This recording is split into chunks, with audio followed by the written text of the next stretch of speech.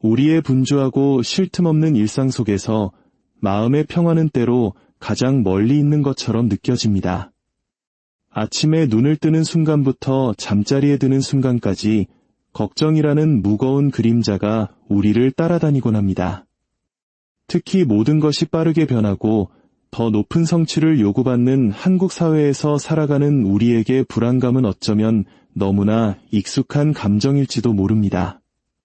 치열한 입시 경쟁, 좁은 취업의 문, 불안정한 미래와 복잡한 인간관계 속에서 우리는 끊임없이 무언가에 쫓기듯 살아갑니다.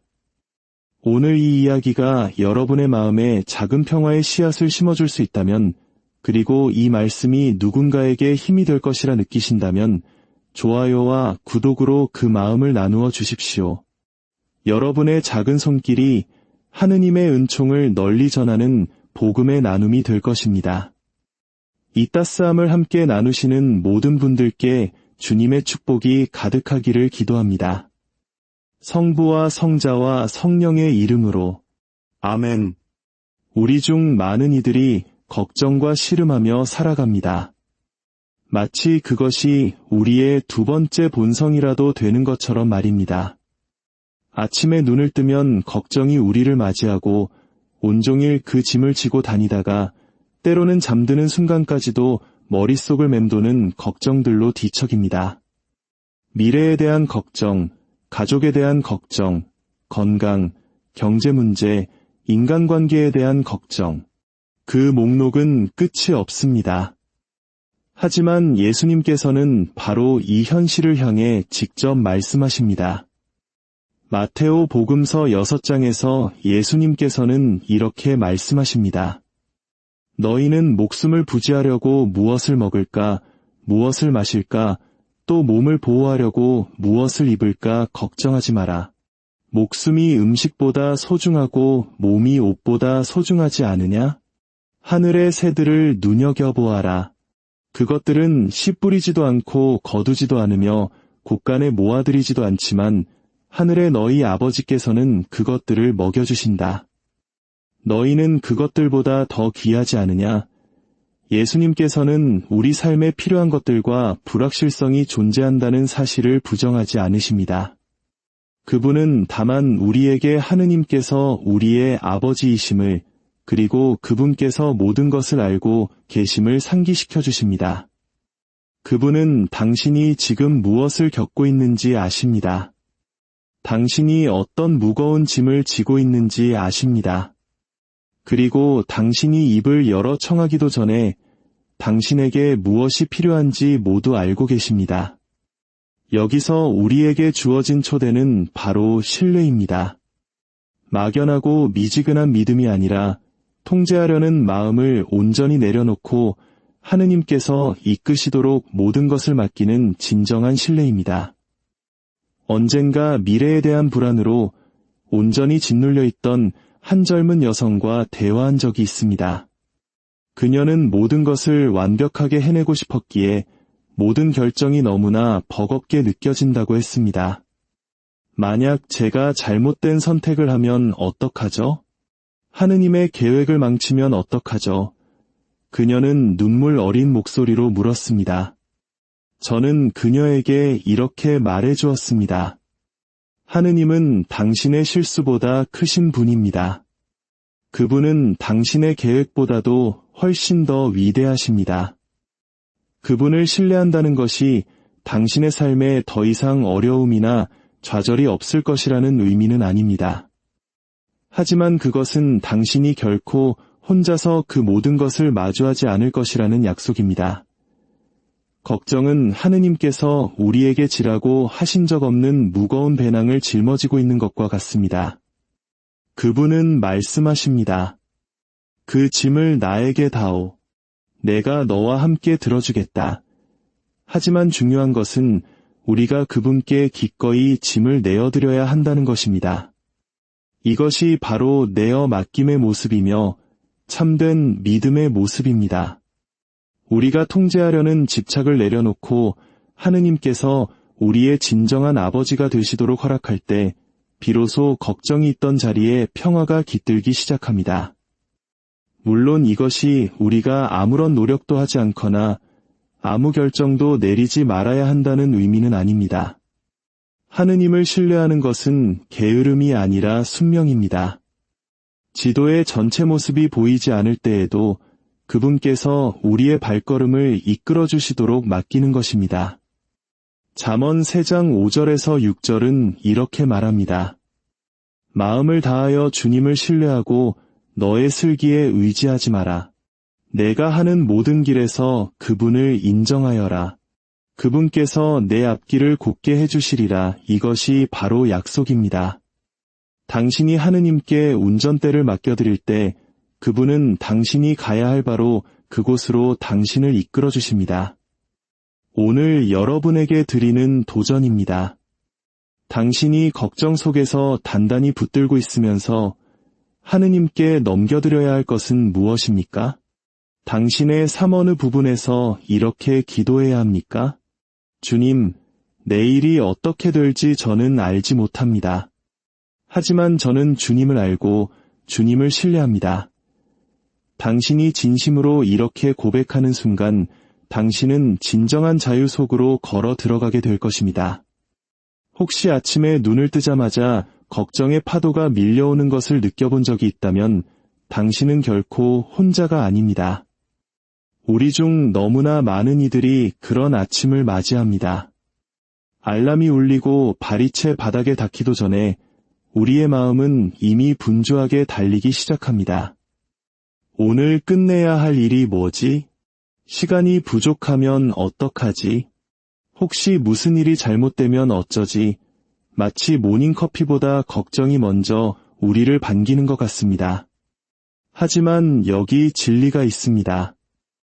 우리가 하루를 어떻게 시작하느냐가 그날의 전체적인 분위기를 결정합니다. 만약 우리가 불안으로 하루를 시작한다면 하루 종일 불안에 휩싸일 가능성이 높습니다. 그러나 만약 우리가 내어 맡김으로, 기도로 하느님과 함께 하루를 시작한다면 우리의 하루 전체가 바뀔 수 있습니다. 이것은 단지 긍정적인 생각이 아닙니다. 성경적인 진리입니다. 시편 5편 4절에서 다윗은 이렇게 기도합니다. 주님, 아침에 제 소리 들으시어 아침에 당신께 기도를 차려놓고 애타게 기다립니다. 얼마나 아름다운 고백입니까? 아침에 가장 먼저 다윗은 스마트폰을 확인하지 않았습니다. 해야 할 일 목록을 훑어보지도 않았습니다. 그는 곧바로 하느님께 나아갔습니다. 그는 모든 것을 내려놓고 기다렸습니다. 하느님께서 반드시 응답해 주실 것이라는 기대를 품고 말입니다. 내어 맡김은 그날 무슨 일이 일어날지 정확히 안다는 의미가 아닙니다. 그것은 하루의 시작부터 하느님께서 모든 것을 주관하시도록 선택하는 것입니다. 이렇게 선포하는 것과 같습니다. 하느님, 스트레스가 밀려오기 전에, 혼란이 시작되기 전에, 예상치 못한 일들이 닥치기 전에 저는 이 하루를 온전히 당신께 봉헌합니다. 제가 신학교에 있을 때 유난히 벅찬 한 주를 보냈던 기억이 납니다. 시험, 과제, 사목 활동까지 모든 것이 감당하기 벅차게 느껴졌습니다. 저의 본능은 일단 일에 뛰어들어 어떻게든 처리하려고 애쓰는 것이었습니다. 하지만 지혜로운 교수 신부님 한 분께서 제게 상기시켜 주셨습니다. 자네가 세상의 구원자가 아니네. 그 일은 이미 예수님께서 다 하셨지. 그분은 제게 말씀하셨습니다. 매일 아침 모든 것을 하느님의 손에 다시 맡기는 것으로 시작하게. 하루가 얼마나 다르게 느껴지는지 놀라게 될 걸세. 그분의 말씀은 옳았습니다. 문제들이 사라진 것은 아니었지만 그것을 바라보는 저의 관점이 완전히 바뀌었습니다. 기도는 단지 우리가 필요한 것을 하느님께 말씀드리는 행위가 아닙니다. 그것은 우리의 마음을 그분이 누구신지에 다시 중심을 맞추는 시간입니다. 우리가 하루를 내어 맡김으로 시작할 때 우리는 이렇게 고백하는 것입니다. 하느님, 당신은 저의 아버지이십니다. 모든 것을 주관하시는 분이십니다. 저는 제 자신의 계획보다 당신을 더 신뢰합니다. 바로 이 고백이 모든 것을 변화시킵니다. 무거운 돌들로 가득 찬 배낭을 메고 있다고 상상해 보십시오. 각각의 돌은 당신의 걱정거리입니다. 가족, 직장, 미래, 건강. 만약 당신이 아침에 눈을 뜨자마자 이 배낭부터 짊어진다면 정오가 되기도 전에 지쳐 쓰러질 것입니다. 하지만 대신에 그 배낭을 십자가 발 아래 내려놓는다면 어떨까요? 이것이 바로 내어 맡김과 아침 기도의 모습입니다. 이렇게 말씀드리는 것입니다. 예수님, 이것은 저에게 너무 무겁습니다. 하지만 주님께는 결코 무겁지 않습니다. 그리고 가장 좋은 소식은 이것입니다. 당신이 하루를 내어 맡김으로 시작할 때 당신은 단지 당신의 짐을 하느님께 드리는 것만이 아닙니다. 당신은 그분의 축복을 받을 수 있도록 당신 자신을 활짝 여는 것입니다. 당신의 마음에 평화와 기쁨과 희망이 머물 공간을 만드는 것입니다. 당신의 마음이 걱정으로 어수선하지 않을 때 성령께서는 당신을 더욱 쉽게 이끌어 주실 수 있습니다. 그렇다고 해서 하루가 완벽하게 흘러갈 것이라는 뜻은 아닙니다. 예수님께서도 요한복음서 16장 33절에서 말씀하셨습니다. 너희는 세상에서 고난을 겪을 것이다. 그러나 용기를 내어라. 내가 세상을 이겼다. 고난은 여전히 찾아올 수 있습니다. 하지만 당신이 하루의 시작에 이미 당신의 마음을 하느님께 단단히 닻을 내렸다면 당신은 쉽게 흔들리지 않을 것입니다. 당신은 더욱 굳건하고 강인하며 평화로울 것입니다. 그렇다면 이것을 어떻게 실천할 수 있을까요? 아침에 성호경을 바치며 예수님, 이 하루를 당신께 봉헌합니다. 라고 기도하는 것처럼 간단할 수 있습니다. 주님의 기도를 특히 아버지의 뜻이 이루어지소서라는 구절을 천천히 마음을 다해 바치는 것일 수도 있습니다. 단 5분이라도 성경을 펴고 하느님의 말씀이 당신이 듣는 첫 번째 목소리가 되게 하는 것입니다. 어떤 이들은 감사 노트를 쓰기도 합니다. 걱정거리를 적고 그 위에 예수님, 저는 당신께 의탁합니다 라고 덮어 쓰는 것입니다. 길거나 복잡할 필요가 없습니다. 중요한 것은 그것이 진실되고 마음에서 우러나온 것이라는 점입니다. 하느님께서는 잘 다듬어진 말을 찾고 계시는 것이 아니라 온전히 내어 맡기는 마음을 찾고 계시기 때문입니다. 내일 아침 스마트폰을 확인하기 전에 분주한 일상에 뛰어들기 전에 단 2분만 시간을 내어 보십시오. 무릎을 꿇고 성호경을 긋고 소리내어 기도하십시오. 주님, 이 하루는 당신의 것입니다. 저를 이끌어 주소서. 제게 닥쳐오는 모든 것 안에서 당신을 신뢰합니다. 당신이 매일 이렇게 할 수 있다면 저는 당신이 분명한 차이를 느끼게 될 것이라고 약속합니다. 걱정이 하룻밤 사이에 사라지지는 않겠지만 더 이상 당신을 지배하지는 못할 것입니다. 하느님께서 당신의 하루를 시작하실 때 그분께서 그 하루 내내 당신을 안고 가시기 때문입니다. 이것이 바로 세상이 줄 수 없고 오직 예수님만이 주실 수 있는 참된 평화입니다. 예수님께서 광야에서 유혹을 받으셨을 때 자신의 지혜로운 말이 아닌 성경 말씀으로 응수하신 데에는 깊은 이유가 있습니다. 악마가 그분을 시험할 때마다 그분은 성경에 기록되어 있다라고 말씀하셨습니다. 이는 단순히 예수님께서 자신의 기억력을 과시하신 것이 아니었습니다. 그것은 우리에게 어떻게 싸워야 하는지를 보여주신 것입니다. 그분은 하느님의 말씀이 시간이 날 때 읽는 좋은 글귀가 아니라 어둠 속에 비디며 우리가 약하다고 느낄 때 힘이 되어주는 강력한 무기임을 가르쳐 주셨습니다. 걱정과 불안이 우리를 휩쓸 때 그것들은 주로 거짓말로 우리를 공격합니다. 너는 안전하지 않아. 넌 아무것도 통제할 수 없어. 너는 혼자야. 이번만큼은 하느님도 어쩔 수 없을 거야. 와 같은 거짓말들입니다.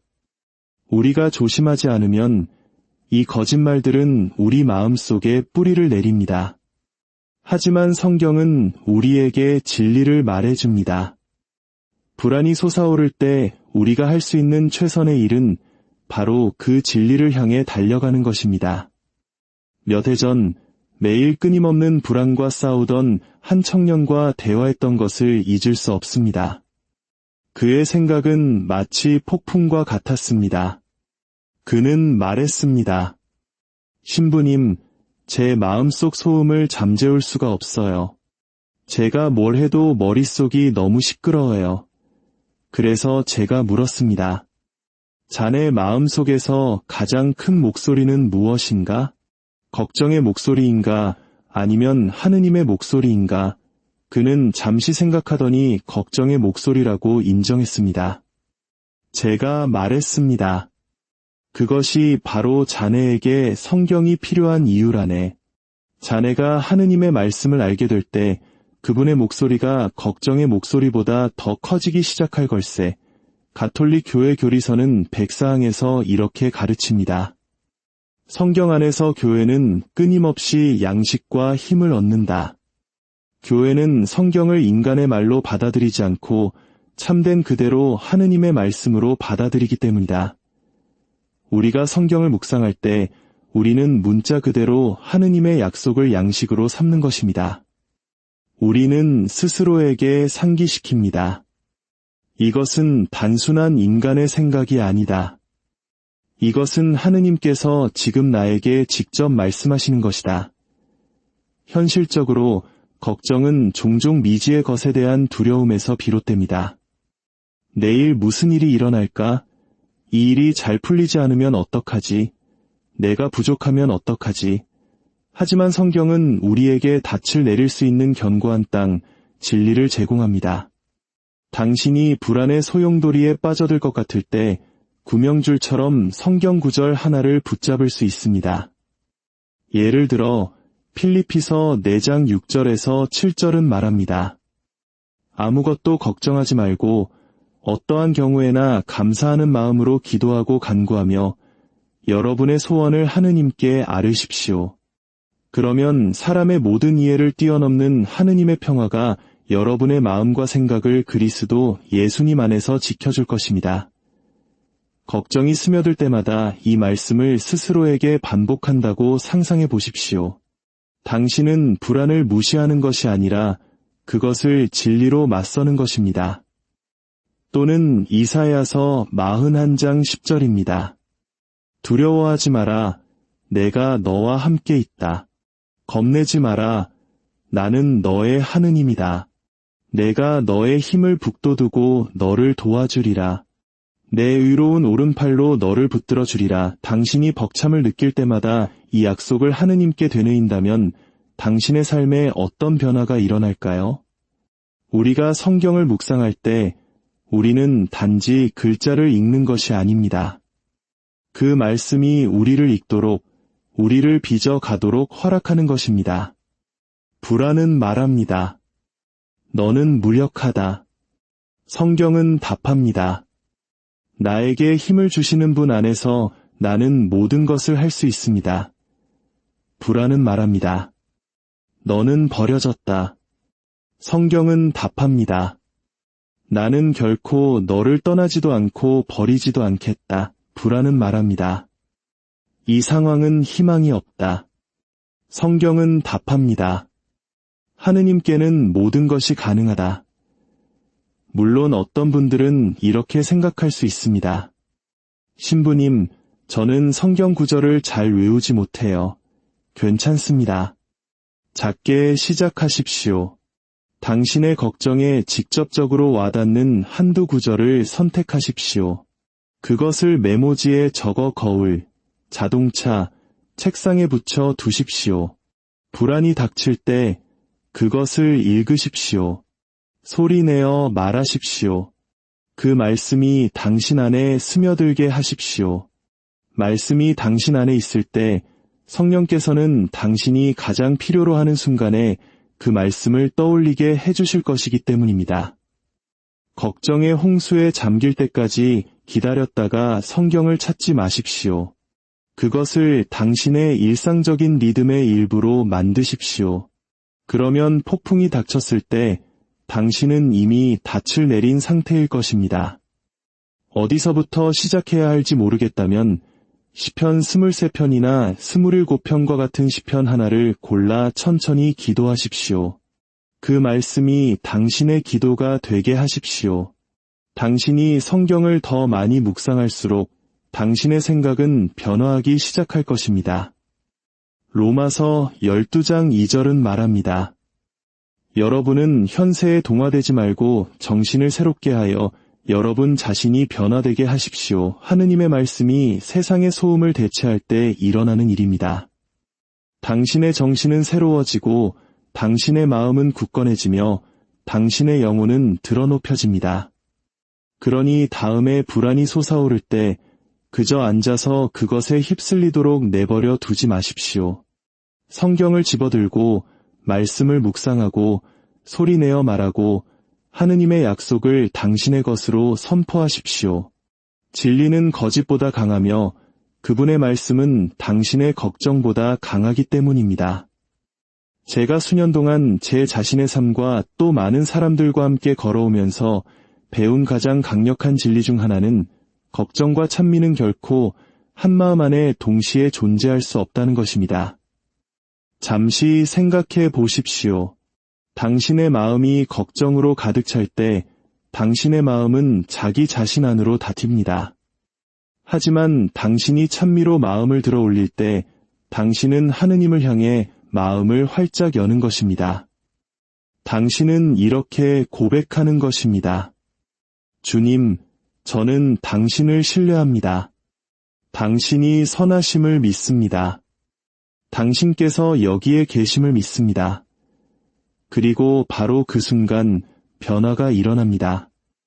이것은 그저 듣기 좋은 동기부여 문구가 아닙니다.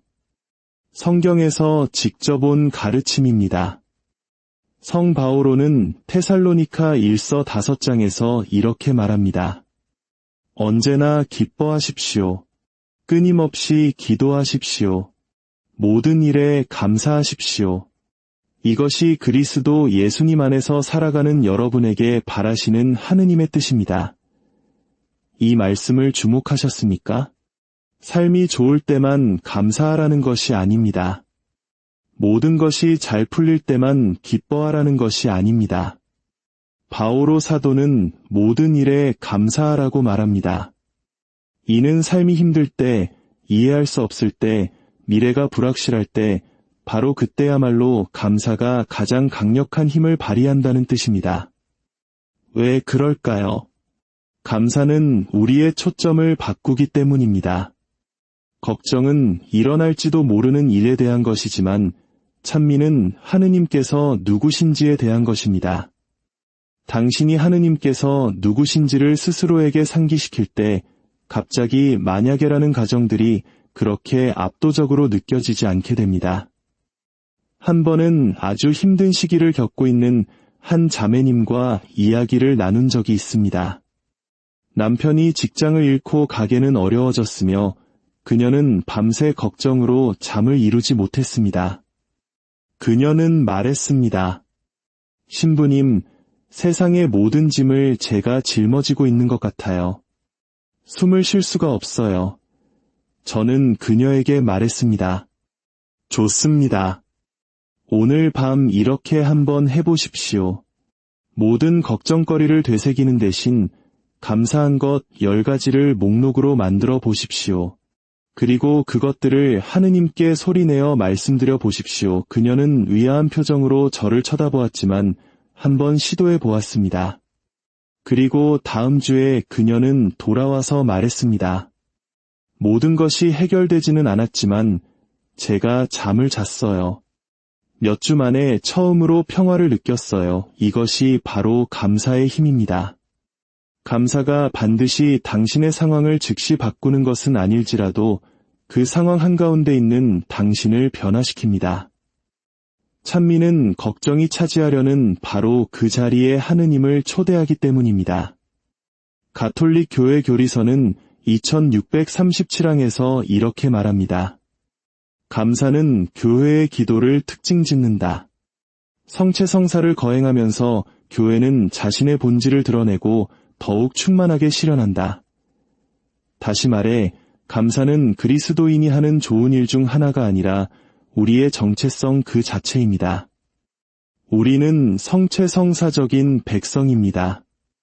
에우카리스티아라는 말 자체가 감사를 의미합니다. 우리가 미사에 참여할 때마다 우리는 고통 속에서도 시련 속에서도 감사드릴 수 있음을 상기합니다. 예수님께서 이미 우리에게 모든 것을 주셨기 때문입니다. 걱정이 밀려올 때 잠시 멈추고 그 순간에 세 가지를 하느님께 감사드려 보십시오. 거창한 것이 아니어도 좋습니다. 주님, 제 폐 속의 숨결에 감사드립니다. 저를 사랑하는 사람들에게 감사드립니다. 저를 위해 져주신 십자가에 감사드립니다. 작게 느껴질 수 있지만 이것은 당신의 마음을 걱정에서 찬미로 다시 훈련시키는 것입니다. 시편 100편은 노래합니다. 찬양 노래 부르며 그분 문으로, 찬미 노래 부르며 그분 앞들로 들어가라. 그분을 찬송하며 그 이름을 찬미하여라. 시편 저자는 걱정을 안고 그분 문으로, 불안을 안고 그분 앞들로 들어가라고 말하지 않았습니다. 감사는 하느님의 현존으로 들어가는 문입니다. 당신이 감사를 선택할 때 당신 주변의 상황이 변하지 않았더라도 당신은 그분의 앞들, 그분의 현존 안으로 걸어 들어가는 것입니다. 걱정은 말합니다. 너의 문제들을 보아라. 찬미는 우리에게 상기시킵니다. 하느님은 그 어떤 문제보다 더 크시고 강하시며 신실하시다. 그러니 당신의 걱정을 되새기는 것을 멈추고 그분의 선하심을 되새기기 시작하십시오. 걱정이라는 거짓말 중 가장 큰 것은 바로 이것입니다. 너는 이 일에 혼자다. 불안이 종종 이렇게 속삭이지 않습니까? 아무도 이해하지 못해. 아무도 신경 쓰지 않아. 너는 이 모든 짐을 혼자 짊어지고 있어. 만약 당신이 이런 생각의 소용돌이에 갇혀본 적이 있다면 그것이 얼마나 무겁게 느껴지는지 알 것입니다. 하지만 진실은 이것입니다. 하느님께서는 우리가 결코 혼자 걷도록 설계하지 않으셨습니다. 태초부터 그분은 우리를 공동체 안에 두셨습니다. 창세기는 우리에게 상기시킵니다. 사람이 혼자 있는 것이 좋지 않다. 이것은 단지 혼인에 대한 이야기가 아닙니다. 이것은 삶 전체에 대한 이야기입니다. 우리는 하느님과 그리고 서로와 친교를 이루도록 창조되었습니다. 예수님 자신을 생각해 보십시오. 만약 누군가 이 여정을 혼자 걸을 수 있었다면 바로 그분이셨을 것입니다. 하지만 그분은 그렇게 하지 않으셨습니다. 그분은 제자들을 부르셨고 친구들과 함께 하셨으며 공동체 안에서 사셨습니다. 당신의 가장 큰 고통의 순간이었던 겟세마니 동산에서조차 그분은 베드로와 야고보와 요한을 데리고 가셨습니다. 그들이 완벽했나요? 아니었습니다. 그들은 잠이 들었습니다. 하지만 그럼에도 불구하고 예수님께서는 신앙은 함께 살아가는 것임을 우리에게 보여주십니다. 걱정이 우리를 지배할 때 고립은 상황을 더욱 악화시킵니다. 악마는 우리가 혼자 있기를 좋아합니다. 우리가 혼자일 때 우리는 취약해지기 때문입니다. 코엘렛 내장은 말합니다. 혼자보다는 둘이 더 낫다. 그들이 넘어지면 하나가 다른 하나를 일으켜준다. 그러나 혼자 있다 넘어지면 불쌍하다. 일으켜줄 이가 없기 때문이다. 정말 강력한 말씀이지 않습니까? 당신이 넘어지면 당신을 일으켜줄 누군가가 필요합니다. 이것이 바로 신앙 공동체가 하는 일입니다. 신앙 공동체는 당신이 혼자가 아님을 상기시켜줍니다. 다른 사람들이 그들의 어려움과 신앙을 나누는 것을 들을 때 갑자기 당신의 짐이 그렇게 무겁게 느껴지지 않게 됩니다. 가톨릭 교회 교리서 953항은 모든 성인의 통공에 대해 가르칩니다. 이것은 거룩한 사람들 사이의 친교이며 우리 각자가 그리스도를 위해 행하거나 겪는 고통이 모든 이를 위해 열매를 맺는다는 신비입니다. 이는 당신의 신앙, 당신의 고통, 당신의 기도가 결코 당신 한 사람만의 것이 아님을 의미합니다. 우리는 서로의 짐을 나누어지고 그 안에서 하느님께서는 우리에게 힘을 주십니다. 걱정은 침묵 속에서 번성하지만 안전한 공동체 안에서 이야기될 때 그 힘을 잃습니다. 이것이 고해성사, 소그룹 모임, 신앙친구, 영적 지도가 그토록 중요한 이유입니다. 당신이 걱정을 나눌 때 그것은 힘을 잃습니다. 어쩌면 당신은 이렇게 생각할지도 모릅니다.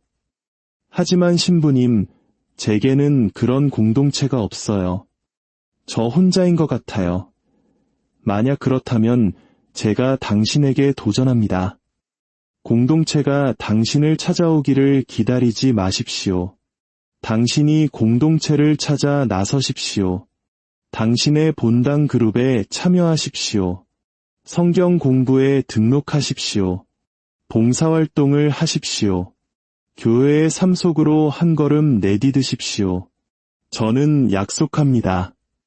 당신이 그들을 필요로 하는 것만큼이나 당신을 필요로 하는 사람들이 그곳에 있습니다. 그리고 잊지 마십시오. 우리가 속한 가장 강력한 공동체는 바로 교회 자신입니다. 당신이 미사에 참여할 때마다 당신은 단지 좌석에 앉은 한 사람이 아닙니다. 당신은 그리스도의 몸의 일부입니다. 당신은 전 세계의 신자들과 그리고 하늘의 성인들과 결합되어 있습니다. 이것이 공동체의 가장 깊은 현실입니다. 당신은 그리스도 안에서 결코 절대로 혼자가 아닙니다. 이번 주 당신의 신앙 공동체를 만들거나 강화하기 위해 한 걸음 내디뎌 보십시오. 누군가에게 커피를 마시자고 초대하고 삶과 신앙에 대해 이야기하십시오. 본당의 모임에 참여하십시오. 혹은 이미 공동체에 속해 있다면 힘들어 보이는 다른 사람에게 먼저 다가가는 사람이 되어 주십시오.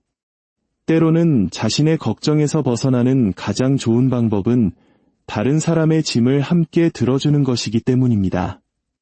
우리가 솔직해져야 할 것이 있습니다. 우리의 걱정 대부분은 한 가지로 기결됩니다. 바로 통제하려는 욕구입니다. 우리는 결과가 일어나기 전에 알고 싶어하고 내일에 대한 확실성을 원하며 모든 것이 우리가 원하는 대로 될 것이라는 보장을 바랍니다. 그리고 우리가 그 통제권을 갖지 못할 때 우리의 심장은 뛰고 마음은 혼란스러워지며 걱정이 우리를 지배합니다. 하지만 진실은 이것입니다. 우리는 그런 종류의 통제권을 감당하도록 만들어지지 않았습니다. 그 역할은 하느님의 것입니다. 그리고 우리가 내어 맡기는 법을 배우기 전까지 우리의 걱정은 계속해서 우리 삶의 주인이 될 것입니다. 겟세마니 동산의 예수님을 생각해 보십시오. 그분은 십자가를 앞두고 계셨습니다. 다가올 일을 알고 계셨습니다. 그분은 싸우거나 통제권을 붙잡거나 내 방식대로 하겠다고 말씀하실 수도 있었습니다. 하지만 대신에 그분은 기도하셨습니다.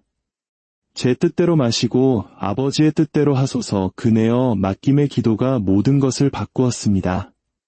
그것은 약함이 아니라 힘이었습니다.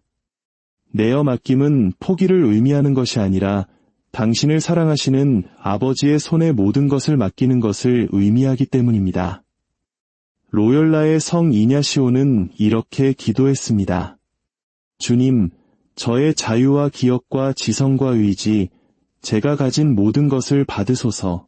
주님께서 제게 주신 것이오니 모두 주님께 도로 바치나이다. 모든 것이 주님의 것이오니 주님의 뜻대로 온전히 처분하소서. 제게는 주님의 사랑과 은총만을 허락하소서.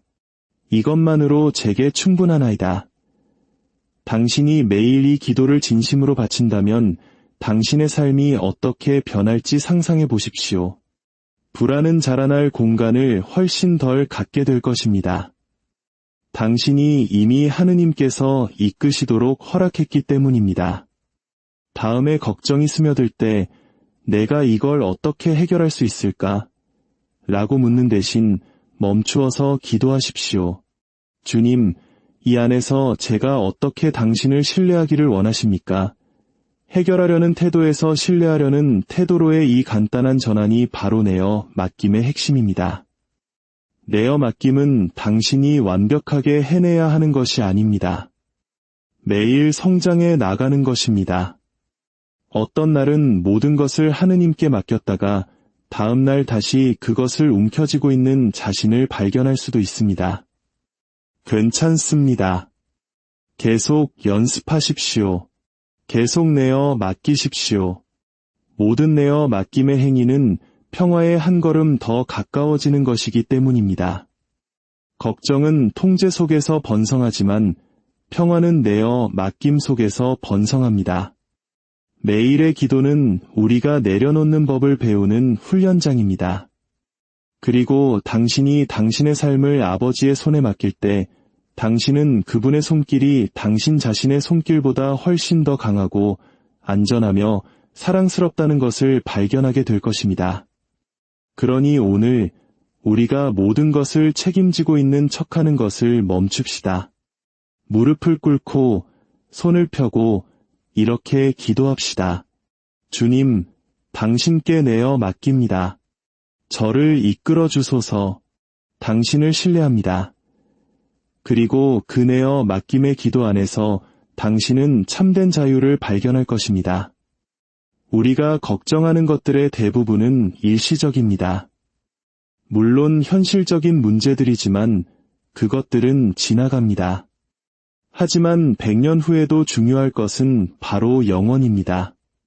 우리가 그리스도를 위해 살았는지, 그리고 우리의 눈을 그분께 고정했는지가 중요할 것입니다.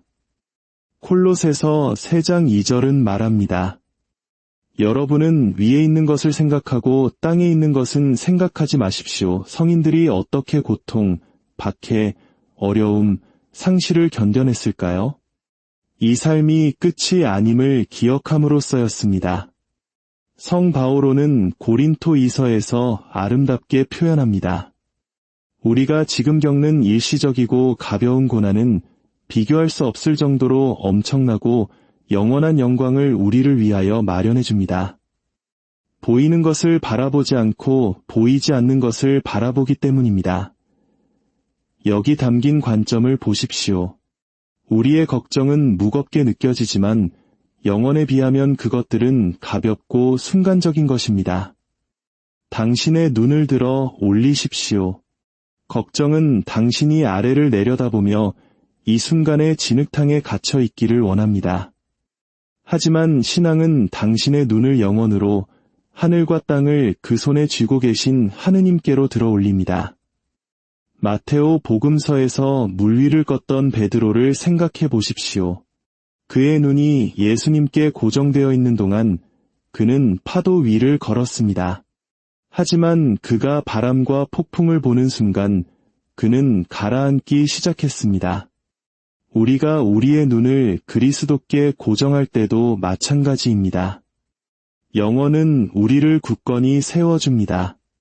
우리가 일시적인 두려움을 바라볼 때 우리는 가라앉기 시작합니다. 사랑하는 형제자매 여러분, 걱정은 우리 삶의 주인이 될 필요가 없습니다. 그렇습니다.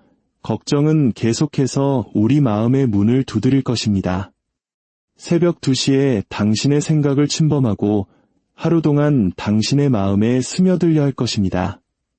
당신이 안전하지 않다고 부족하다고, 혼자라고 속삭일 것입니다. 하지만 진실은 이것입니다. 예수님은 당신의 걱정보다 강하십니다. 그분은 당신 과거의 주인이시며, 당신 현재의 주인이시며, 당신 미래의 주인이십니다. 오늘 하루, 그리고 당신의 남은 모든 날들을 통제하려는 무거운 짐을 내려놓고 모든 것을 아시고 모든 것을 사랑으로 이끄시는 그분의 손에 맡겨드리십시오. 주님의 평화가 여러분과 함께하기를 빕니다. 우리의 분주하고 쉴 틈 없는 일상 속에서 마음의 평화는 때로 가장 멀리 있는 것처럼 느껴집니다.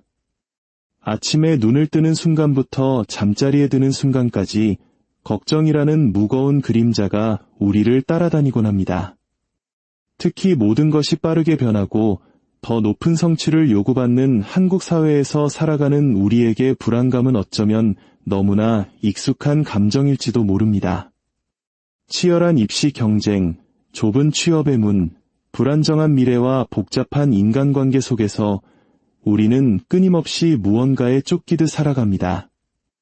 오늘 이 이야기가 여러분의 마음에 작은 평화의 씨앗을 심어줄 수 있다면, 그리고 이 말씀이 누군가에게 힘이 될 것이라 느끼신다면 좋아요와 구독으로 그 마음을 나누어 주십시오. 여러분의 작은 손길이 하느님의 은총을 널리 전하는 복음의 나눔이 될 것입니다. 이 따스함을 함께 나누시는 모든 분들께 주님의 축복이 가득하기를 기도합니다. 성부와 성자와 성령의 이름으로 아멘. 우리 중 많은 이들이 걱정과 씨름하며 살아갑니다. 마치 그것이 우리의 두 번째 본성이라도 되는 것처럼 말입니다.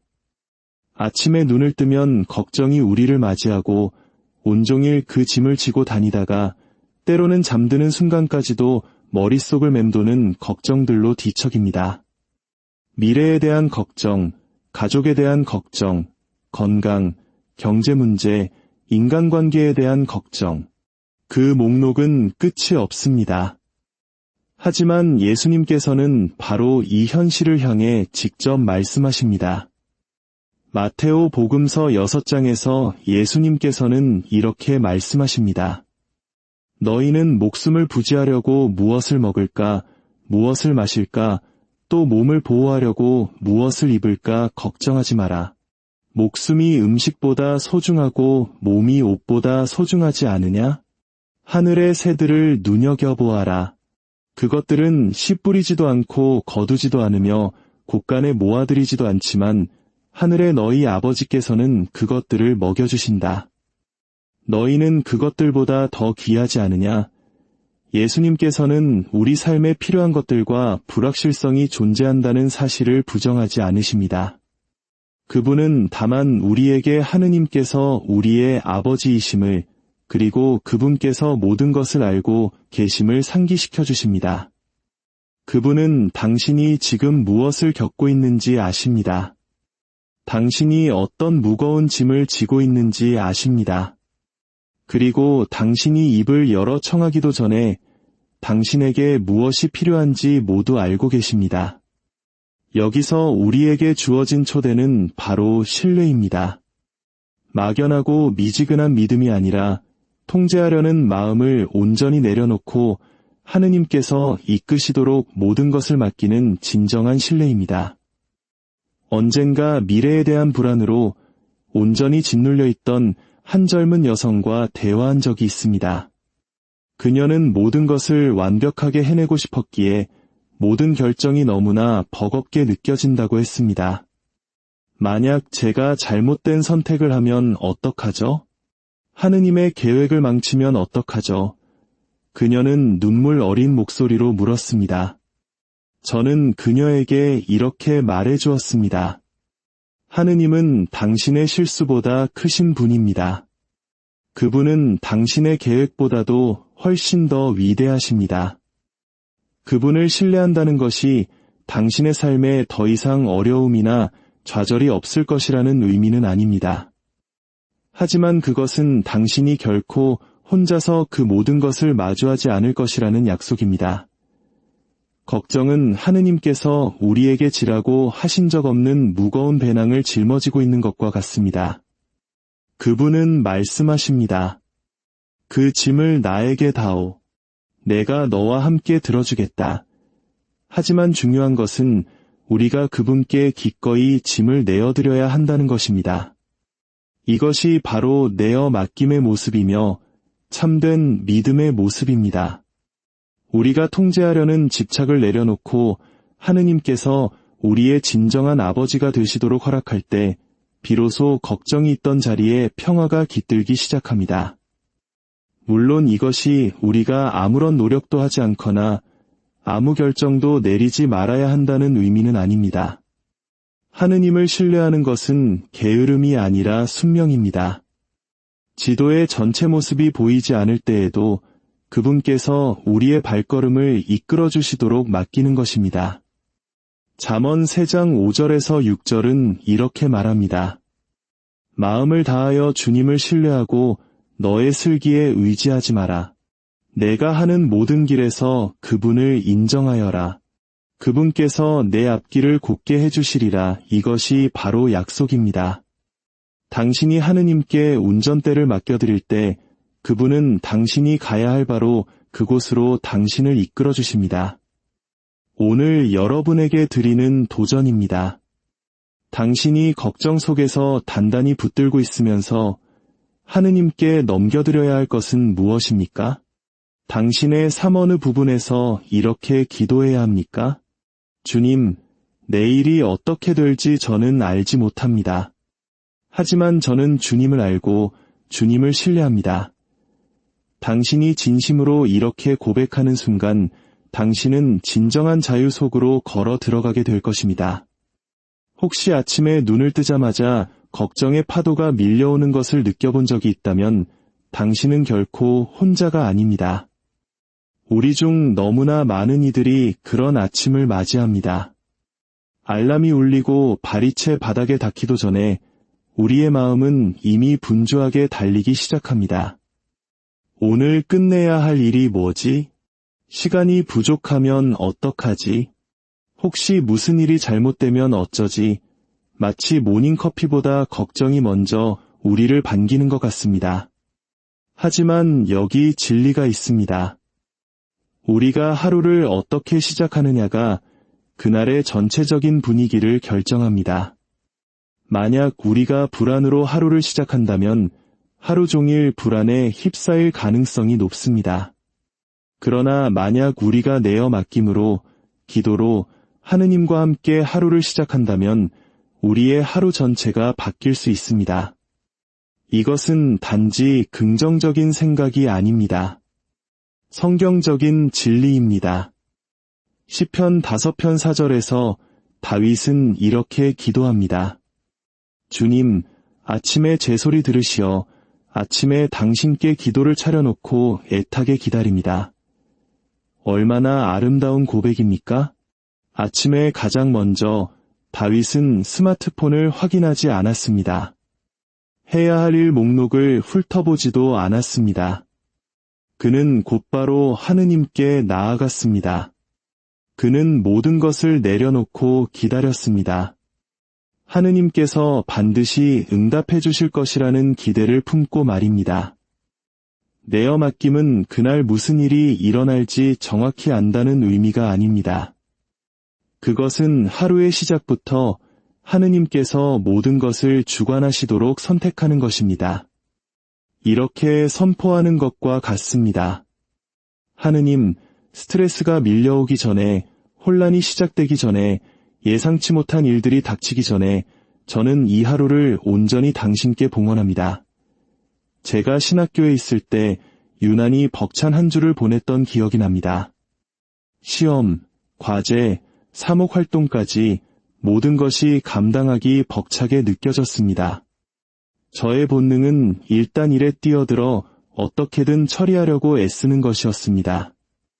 하지만 지혜로운 교수 신부님 한 분께서 제게 상기시켜 주셨습니다. 자네가 세상의 구원자가 아니네. 그 일은 이미 예수님께서 다 하셨지. 그분은 제게 말씀하셨습니다. 매일 아침 모든 것을 하느님의 손에 다시 맡기는 것으로 시작하게. 하루가 얼마나 다르게 느껴지는지 놀라게 될 걸세. 그분의 말씀은 옳았습니다. 문제들이 사라진 것은 아니었지만 그것을 바라보는 저의 관점이 완전히 바뀌었습니다. 기도는 단지 우리가 필요한 것을 하느님께 말씀드리는 행위가 아닙니다. 그것은 우리의 마음을 그분이 누구신지에 다시 중심을 맞추는 시간입니다. 우리가 하루를 내어 맡김으로 시작할 때 우리는 이렇게 고백하는 것입니다. 하느님, 당신은 저의 아버지이십니다. 모든 것을 주관하시는 분이십니다. 저는 제 자신의 계획보다 당신을 더 신뢰합니다. 바로 이 고백이 모든 것을 변화시킵니다. 무거운 돌들로 가득 찬 배낭을 메고 있다고 상상해 보십시오. 각각의 돌은 당신의 걱정거리입니다. 가족, 직장, 미래, 건강. 만약 당신이 아침에 눈을 뜨자마자 이 배낭부터 짊어진다면 정오가 되기도 전에 지쳐 쓰러질 것입니다. 하지만 대신에 그 배낭을 십자가 발 아래 내려놓는다면 어떨까요? 이것이 바로 내어 맡김과 아침 기도의 모습입니다. 이렇게 말씀드리는 것입니다. 예수님, 이것은 저에게 너무 무겁습니다. 하지만 주님께는 결코 무겁지 않습니다. 그리고 가장 좋은 소식은 이것입니다. 당신이 하루를 내어 맡김으로 시작할 때 당신은 단지 당신의 짐을 하느님께 드리는 것만이 아닙니다. 당신은 그분의 축복을 받을 수 있도록 당신 자신을 활짝 여는 것입니다. 당신의 마음에 평화와 기쁨과 희망이 머물 공간을 만드는 것입니다. 당신의 마음이 걱정으로 어수선하지 않을 때 성령께서는 당신을 더욱 쉽게 이끌어 주실 수 있습니다. 그렇다고 해서 하루가 완벽하게 흘러갈 것이라는 뜻은 아닙니다. 예수님께서도 요한복음서 16장 33절에서 말씀하셨습니다. 너희는 세상에서 고난을 겪을 것이다. 그러나 용기를 내어라. 내가 세상을 이겼다. 고난은 여전히 찾아올 수 있습니다. 하지만 당신이 하루의 시작에 이미 당신의 마음을 하느님께 단단히 닻을 내렸다면 당신은 쉽게 흔들리지 않을 것입니다. 당신은 더욱 굳건하고 강인하며 평화로울 것입니다. 그렇다면 이것을 어떻게 실천할 수 있을까요? 아침에 성호경을 바치며 예수님, 이 하루를 당신께 봉헌합니다. 라고 기도하는 것처럼 간단할 수 있습니다. 주님의 기도를 특히 아버지의 뜻이 이루어지소서라는 구절을 천천히 마음을 다해 바치는 것일 수도 있습니다. 단 5분이라도 성경을 펴고 하느님의 말씀이 당신이 듣는 첫 번째 목소리가 되게 하는 것입니다. 어떤 이들은 감사 노트를 쓰기도 합니다. 걱정거리를 적고 그 위에 예수님, 저는 당신께 의탁합니다 라고 덮어 쓰는 것입니다. 길거나 복잡할 필요가 없습니다. 중요한 것은 그것이 진실되고 마음에서 우러나온 것이라는 점입니다. 하느님께서는 잘 다듬어진 말을 찾고 계시는 것이 아니라 온전히 내어 맡기는 마음을 찾고 계시기 때문입니다. 내일 아침 스마트폰을 확인하기 전에 분주한 일상에 뛰어들기 전에 단 2분만 시간을 내어 보십시오. 무릎을 꿇고 성호경을 긋고 소리내어 기도하십시오. 주님, 이 하루는 당신의 것입니다. 저를 이끌어 주소서. 제게 닥쳐오는 모든 것 안에서 당신을 신뢰합니다. 당신이 매일 이렇게 할 수 있다면 저는 당신이 분명한 차이를 느끼게 될 것이라고 약속합니다. 걱정이 하룻밤 사이에 사라지지는 않겠지만 더 이상 당신을 지배하지는 못할 것입니다. 하느님께서 당신의 하루를 시작하실 때 그분께서 그 하루 내내 당신을 안고 가시기 때문입니다. 이것이 바로 세상이 줄 수 없고 오직 예수님만이 주실 수 있는 참된 평화입니다. 예수님께서 광야에서 유혹을 받으셨을 때 자신의 지혜로운 말이 아닌 성경 말씀으로 응수하신 데에는 깊은 이유가 있습니다. 악마가 그분을 시험할 때마다 그분은 성경에 기록되어 있다라고 말씀하셨습니다. 이는 단순히 예수님께서 자신의 기억력을 과시하신 것이 아니었습니다. 그것은 우리에게 어떻게 싸워야 하는지를 보여주신 것입니다. 그분은 하느님의 말씀이 시간이 날 때 읽는 좋은 글귀가 아니라 어둠 속에 비디며 우리가 약하다고 느낄 때 힘이 되어주는 강력한 무기임을 가르쳐 주셨습니다. 걱정과 불안이 우리를 휩쓸 때 그것들은 주로 거짓말로 우리를 공격합니다. 너는 안전하지 않아. 넌 아무것도 통제할 수 없어. 너는 혼자야. 이번만큼은 하느님도 어쩔 수 없을 거야 와 같은 거짓말들입니다. 우리가 조심하지 않으면 이 거짓말들은 우리 마음속에 뿌리를 내립니다. 하지만 성경은 우리에게 진리를 말해줍니다. 불안이 솟아오를 때 우리가 할 수 있는 최선의 일은 바로 그 진리를 향해 달려가는 것입니다. 몇 해 전 매일 끊임없는 불안과 싸우던 한 청년과 대화했던 것을 잊을 수 없습니다. 그의 생각은 마치 폭풍과 같았습니다. 그는 말했습니다. 신부님, 제 마음속 소음을 잠재울 수가 없어요. 제가 뭘 해도 머릿속이 너무 시끄러워요. 그래서 제가 물었습니다. 자네 마음속에서 가장 큰 목소리는 무엇인가? 걱정의 목소리인가? 아니면 하느님의 목소리인가? 그는 잠시 생각하더니 걱정의 목소리라고 인정했습니다. 제가 말했습니다. 그것이 바로 자네에게 성경이 필요한 이유라네. 자네가 하느님의 말씀을 알게 될 때 그분의 목소리가 걱정의 목소리보다 더 커지기 시작할 걸세. 가톨릭 교회 교리서는 백사항에서 이렇게 가르칩니다. 성경 안에서 교회는 끊임없이 양식과 힘을 얻는다. 교회는 성경을 인간의 말로 받아들이지 않고 참된 그대로 하느님의 말씀으로 받아들이기 때문이다. 우리가 성경을 묵상할 때 우리는 문자 그대로 하느님의 약속을 양식으로 삼는 것입니다. 우리는 스스로에게 상기시킵니다. 이것은 단순한 인간의 생각이 아니다. 이것은 하느님께서 지금 나에게 직접 말씀하시는 것이다. 현실적으로 걱정은 종종 미지의 것에 대한 두려움에서 비롯됩니다. 내일 무슨 일이 일어날까? 이 일이 잘 풀리지 않으면 어떡하지? 내가 부족하면 어떡하지? 하지만 성경은 우리에게 닻을 내릴 수 있는 견고한 땅, 진리를 제공합니다. 당신이 불안의 소용돌이에 빠져들 것 같을 때 구명줄처럼 성경 구절 하나를 붙잡을 수 있습니다. 예를 들어 필리피서 4장 6절에서 7절은 말합니다. 아무것도 걱정하지 말고 어떠한 경우에나 감사하는 마음으로 기도하고 간구하며 여러분의 소원을 하느님께 아뢰십시오. 그러면 사람의 모든 이해를 뛰어넘는 하느님의 평화가 여러분의 마음과 생각을 그리스도 예수님 안에서 지켜줄 것입니다. 걱정이 스며들 때마다 이 말씀을 스스로에게 반복한다고 상상해 보십시오. 당신은 불안을 무시하는 것이 아니라 그것을 진리로 맞서는 것입니다. 또는 이사야서 41장 10절입니다. 두려워하지 마라.